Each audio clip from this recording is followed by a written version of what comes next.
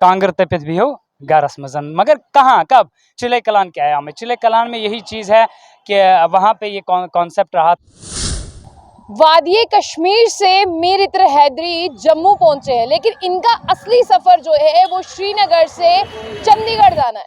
यानी 600 किलोमीटर ये चलकर चंडीगढ़ पहुंचेंगे और 600 किलोमीटर ने वापसी पर आना है। लेकिन इतना ही नहीं, मीर इतरत हैदरी जिन्हें आप मेरे साथ देख रहे हैं, इन्होंने एक रिकॉर्ड बनाया। वो रिकॉर्ड है चिल्ले कलान में जब कोई बाहर निकलना पसंद नहीं करता, लेकिन मीर इतरत हैदरी ने जो है चिल्ले कलान में 12 डिग्री सेल्सियस पर जो है वो साइकिल चलाई, यानी बर्फ पर साइकिल चलाई। और ऐसे मौसम में, ऐसे तापमान में, ऐसे टेम्परेचर में सब अंदर रहते हैं, लेकिन इन्हें क्या सूझा कि ये बाहर निकल गए। और मीर इतरत हैदरी हमारे साथ है, बिल्कुल श्रीनगर से आए हैं, श्रीनगर के लाल बाजार में रहते हैं ये। अस्सलाम वालेकुम। वालेकुम सलाम। अच्छा, सबसे पहले बताओ ऐसा क्या हुआ, मतलब जिस मौसम में कोई घर से बाहर नहीं निकलता और आप उस मौसम में घर से बाहर आए हैं?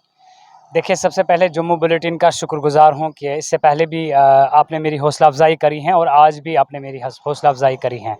वजह ये है घर से बाहर निकलने की कि देखिए, अगर हम समाज में रहने के लिए आए हैं तो हर एक को अपनी ज़िम्मेदारी समझनी होगी। आपको मालूम ही होगा कि मेरा मकसद जो है वो, जिस तरह से आप जानते हैं, जम्मू कश्मीर में जो नौजवानों की तादाद है जो ड्रग्स मंशियात की तरफ जो है जा रहे हैं, उनकी तादाद काफ़ी ज़्यादा है। और एदाद-ओ-शुमार के मुताबिक, जो रिसेंटली एदाद-ओ-शुमार आया है, उसके मुताबिक 80% क्रॉस कर चुका है जितने भी नौजवान हमारे मंशियात के आदी हैं। तो उन नौजवानों को सही रास्ता मुझे दिखाना है, तो यही चीज़ है कि इस साइकिल पे मैंने बेशतर मकामात की सैर की है।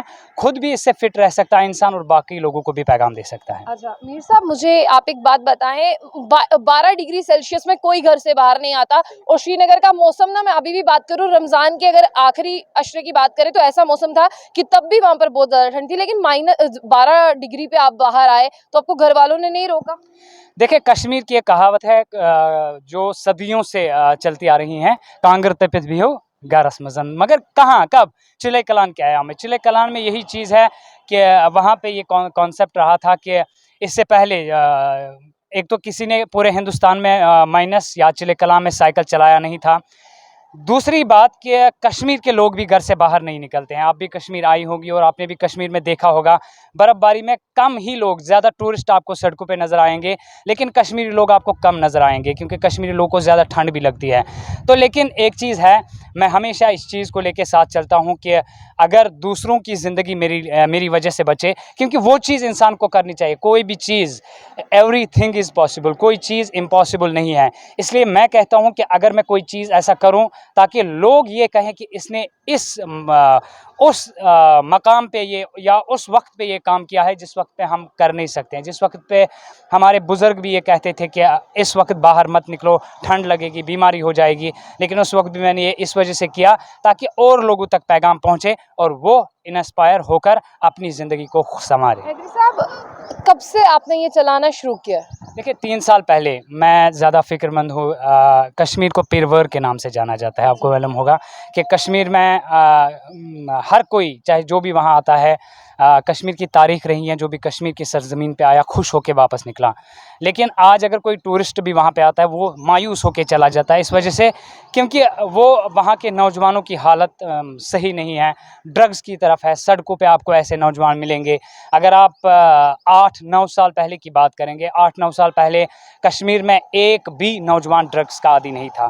क्या वजह है कि कश्मीर को किसी की नज़र लगी? ये एक माफिया है और इस माफिया को बेनकाब करना न सिर्फ मेरी ज़िम्मेदारी है, न सिर्फ आपकी ज़िम्मेदारी है, न सिर्फ लोगों की ज़िम्मेदारी है, बल्कि हुकूमत की भी ज़िम्मेदारी है जो उनको समझनी चाहिए। वाकई में पंजाब के बाद अगर किसी का नाम लिया जाता है ड्रग्स में, वो अब कश्मीर का लिया जाता है। लेकिन कश्मीर ये बदला बदला सा क्यों है? क्योंकि जिस कश्मीर को सब लोग जानते थे उसमें ऐसी चीज़ें बिल्कुल नहीं थी। माशरे में जो है काफ़ी हद तक ड्रग्स अंदर घुस चुका है।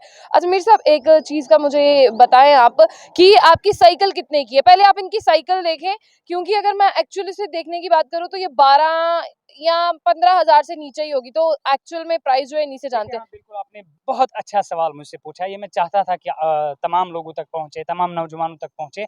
कश्मीर में अभी एक कॉन्सेप्ट है नौजवानों में कि अगर हम श्रीनगर से सोनमर्ग, वो 90 किलोमीटर की मसाफत है, डिस्टेंस है। अगर हम वहाँ भी जाए तो 1.5 लाख की साइकिल कम से कम होनी चाहिए। लेकिन ये साइकिल जो है 10,000 रुपए की मैंने ली है और ओनली 10,000 रुपीज़ की ये साइकिल है। और ये पैगाम भी नौजवानों तक पहुँचाना चाहूँगा कि अगर आप हिम्मत है, आप में जज़्बा, आप में कुछ करने की हिम्मत है, तो आप 3000 रुपए के साइकिल से भी दुनिया भर की सैर कर सकते हैं। ये साइकिल हाँ, बिल्कुल खर्चा इसमें फिर लग जाता है। कभी टायर इसको चेंज करना पड़ता है, कभी बाकी सारी एक्सेसरीज़ की हम बात करें। लेकिन एक चीज़ है, अगर आपके पास मिनिमम सोर्सेज़ की साइकिल भी हो, आप कोई भी कठिन रास्ता तय कर सकते हैं। और एक चीज़ बताना चाहूँगा कि अगर वादी कश्मीर की बात करें, पूरा हिली एरिया है। मैं करगिल भी इससे पहले गया था, जो 8600 फीट की बुलंदी पर है, और पूरा अगर आप रोड देखेंगे, रफ रोड है, जिस तरह से आप जम्मू में देख रहे हैं, सड़कें बिल्कुल अच्छी बनी हुई हैं। लेकिन करगिल जब आप जाएंगे, ज़ोजिला एशिया का फर्स्ट डेंजरस रोड माना जाता है। उसको भी मैंने इस साइकिल पर पार कर लिया, जो 2022 4 अप्रैल से मैंने शुरू किया था। फिर वो मैंने 35 आवर्स एंड 30 मिनट्स में कंप्लीट किया। यही पैगाम पहुंचाना चाहूँगा, जो भी चीज़ आपके पास है उसे गले लगाइए। ज़रूरी नहीं है कि लाखों की साइकिल हो और आप कोई भी कठिन रास्ता कितनी मोहब्बत है इस साइकिल से। बेहद मोहब्बत है। आप देखिए, श्रीनगर जम्मू नेशनल हाईवे के बारे में आपको मालूम होगा कि कितना रफ रोड है, क्या कुछ कितनी धूल होती है। एक तो जब मैं टनल पार कर रहा था, या टनल से पहले जो रफ रोड आया था श्रीनगर नेशनल हाईवे पे, तो धूल, आप यकीन नहीं करेंगे कि मैंने बहुत सारी धूल जो है वो खा ली।